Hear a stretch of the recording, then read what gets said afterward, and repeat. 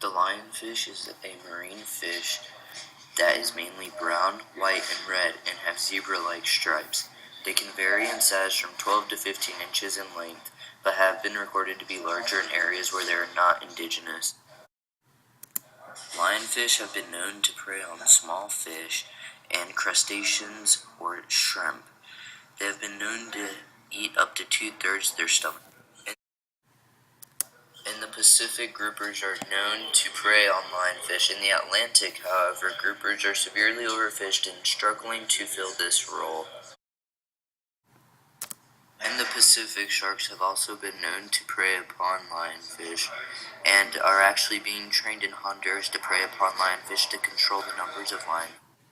The lionfish have showy pectoral fins and dorsal spines that are venomous. The venom of the lionfish can be delivered by an array of up to 18 needle-like dorsal fins.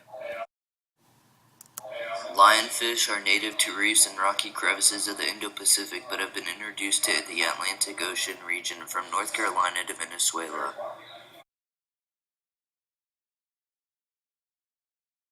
The primary theory that speculates on the cause of the western lionfish invasion is the accidental release of 6 lionfish from an aquarium during Hurricane Andrew in 1992.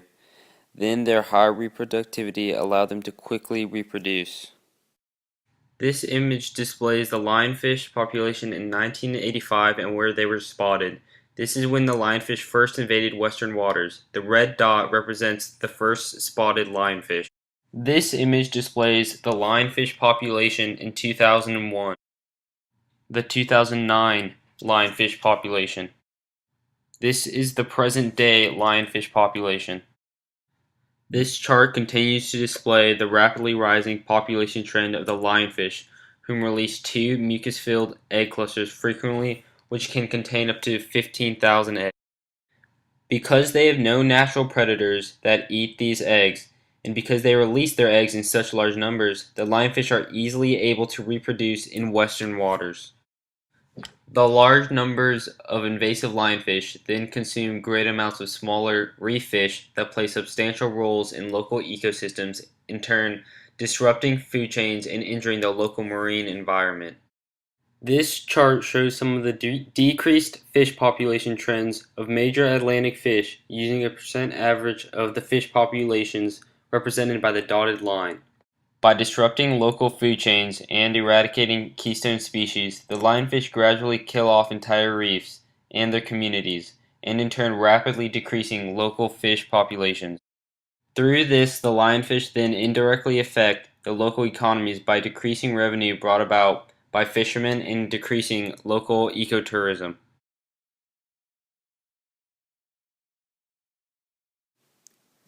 The primary stakeholders are the local marine wildlife that are directly affected by lionfish intrusion. The lionfish overconsume species that play important roles in the local marine food chains, decreasing fish populations. The local land ecosystems are also affected by the lionfish intrusion, because it consumes fish that are prey of the local birds, which then turn disrupts the ecosystems and food chains the birds are a part of by decreasing bird populations. The decrease in fish populations also affects the local fishermen whom catch less fish due to this deduction, which then hurts the fishermen by decreasing their revenue.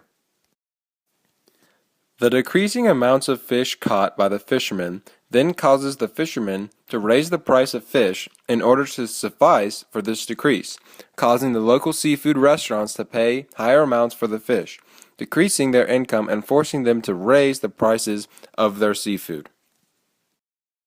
Another stakeholder is the fisherman's family, who are dependent on the fisherman's income for their food and other needs.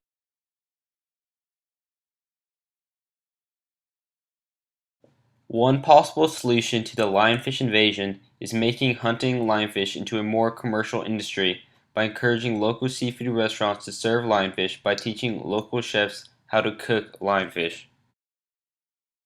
Another solution involves commercializing lionfish not just as a food, but also for other practical usages, for example, using their skin to make purses or wallets. Local governments also are trying to hire scientists to try and make new, more innovative ways of catching or killing the lionfish, as well as using them to try and track the population growth of the lionfish to better assess the problem. Trying to teach certain predators to see the lionfish as prey is also a highly considered solution. Scientists have already started to try and train moray eels and sharks to view the lionfish as prey in an attempt to try and naturally control the lionfish population. Local governments are also making local lionfish tournaments or derbies in which fishermen compete to kill the most lionfish in a given time span, and the winner gets a large cash prize.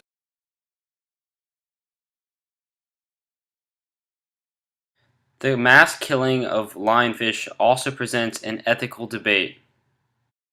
Animal activists argue that the mass killing of any animal isn't morally justifiable.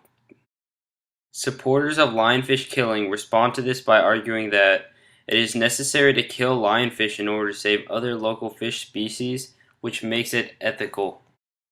One's view of whether something is ethical or not is always dependent on certain key factors, which I have listed on this slide. As an invasive species, the lionfish will always pose a threat to foreign western waters, but over time the local species should be able to adapt to the lionfish's presence, especially with the help of humans.